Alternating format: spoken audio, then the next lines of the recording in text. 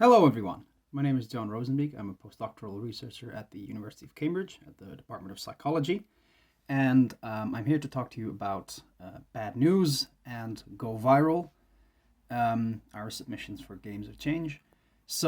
I was the lead content developer for both games, at least for Go Viral. I also collaborated with a PhD candidate at our lab, Melissa Bassel. But the idea behind both games basically is that they serve as psychological vaccines against manipulation or against misinformation.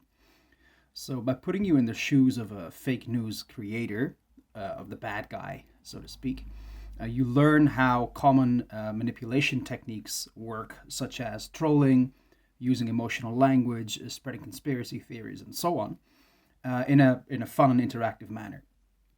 And the idea of this psychological vaccine is that by playing the game, you build up what you might call a psychological resistance against future manipulation attempts that you might come across when you're, for example, scrolling through social media in some way.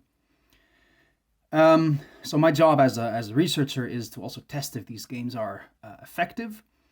And I've done so, or we've done so with my team in, I think it's about 5 or 6 studies by now, or even more.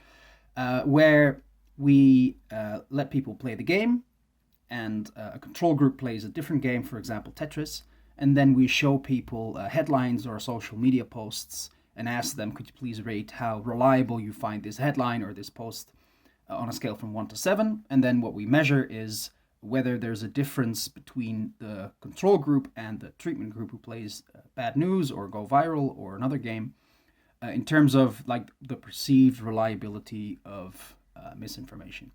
And what we find very consistently is that after playing, people find misinformation headlines or headlines containing fake news much less reliable and significantly less reliable than the control group. And we find this effect very consistently. We find also that it lasts for at least a week. So even a week after playing, people still find fake news less reliable than a control group. And that leads us to think that this system of building psychological resistance or improving people's ability to spot misinformation, even in content that they've never seen before, works extremely well. So the experimental basis for this type of game is very robust, I would say.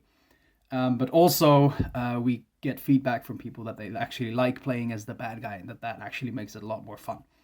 So, thank you for listening, and I look forward to discussing this.